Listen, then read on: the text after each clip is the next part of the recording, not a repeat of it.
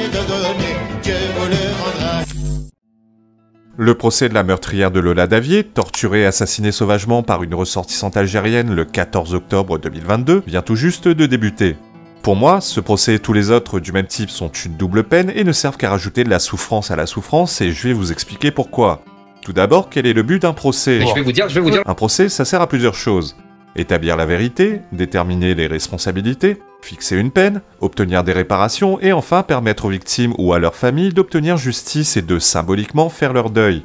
La vérité et les responsabilités, on les connaît déjà. Dabia Ben-Kired est un assassin. Foutez ça aux poubelles, s'il vous plaît. La justice a tous les éléments suffisants à sa disposition. Des témoins, des clichés de vidéosurveillance la montrant en train de transporter la valise contenant le corps de Lola, des preuves ADN avec du sang et les outils retrouvés chez elle, et enfin des aveux circonstanciés. À la rigueur, la seule chose qu'on ignore officiellement, ce sont les liens qu'elle aurait pu avoir avec des gens qui, selon les rumeurs, lui auraient commandé ce crime, mais cette vérité-là, on ne l'aura jamais puisqu'elle est la seule prévenue dans cette affaire.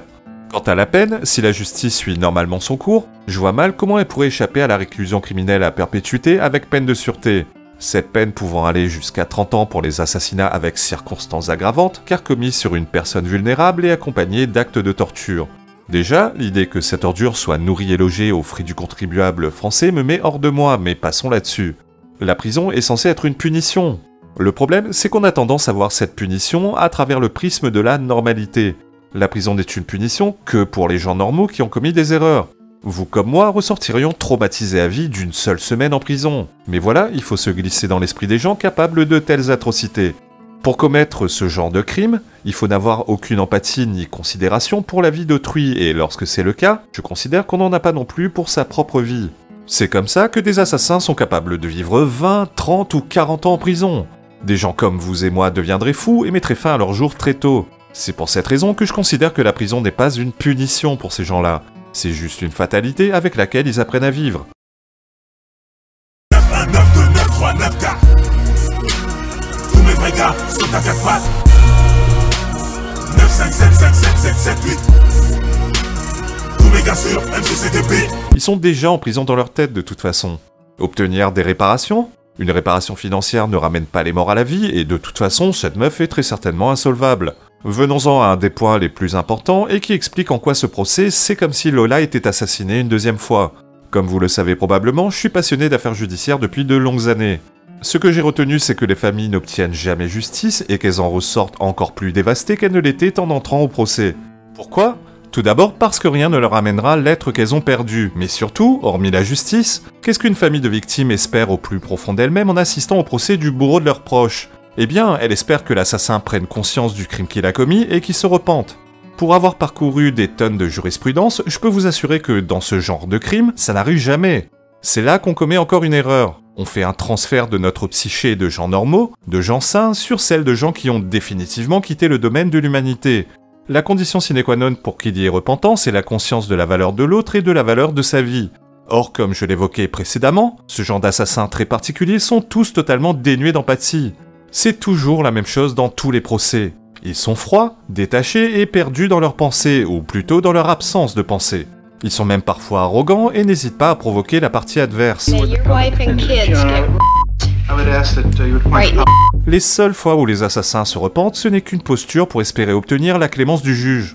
Les familles des victimes devront non seulement vivre avec la perte de leurs proches, mais aussi avec ce poids et cet affront supplémentaire d'être face à quelqu'un qui n'en a juste rien à foutre de leur souffrance ni du sort qui l'attend. Rien à foutre de ton petit cœur brisé. Pour conclure, ce procès est une double peine car qui dit procès pour assassinat, dit étalage public de détails tous plus sordides les uns que les autres, détails que la famille de la victime n'a pas forcément besoin de savoir. Si quelqu'un a assassiné ton gosse, je crois pas que savoir avec quel outil il l'a découpé en morceaux ou avec quel objet il l'a sodomisé puisse t'aider à te reconstruire.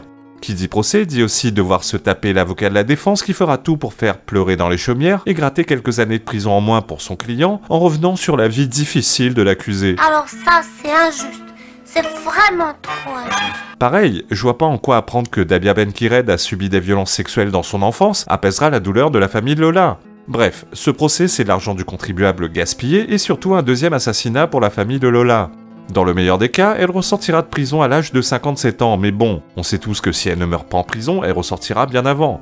Dites-moi, les opposants à la peine capitale, Les sales gauchistes. à part le bullshit philosophico-moraliste bien pensant, quels sont vos arguments justifiant toute cette mascarade? Quels sont vos arguments justifiant une non-application de la peine capitale ici? Allons, pendez-moi ça. Dieu merci, elles ont ramené des mecs bien. Elles nous ont pas ramené à la maison des mecs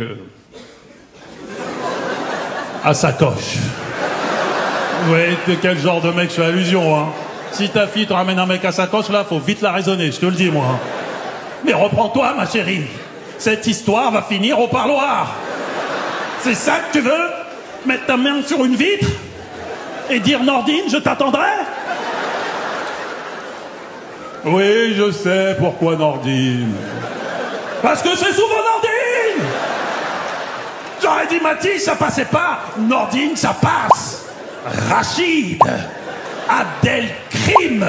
Crime. Tout est dans le prénom. Crime. C'est les noms qu'on trouve au Newf. Abdoulaye. Bakary. Ousmane. Mamadou. C'est les noms qu'on trouve au Newf. On peut dire les choses dans ce pays à un moment. Bon, il y a aussi des noms de blancs, évidemment. Mais c'est les vieux prénoms, là. Les Patrick. Thierry. Bertrand. Et eux, c'est des longues peines, hein. Ouh! Quand les blancs, ils vont au Newf, là, c'est pas pour faire semblant, je te le dis, moi. Quand les arrivants, ils arrivent en promenade, là, ils voient toujours un vieux blanc tout seul dans la cour. Ils sont là, c'est qui, lui? Oh, t'en rapproches pas, t'en rapproches pas. C'est Patrick. Tu vois un vieux blanc tout seul dans la cour qui regarde tout le monde.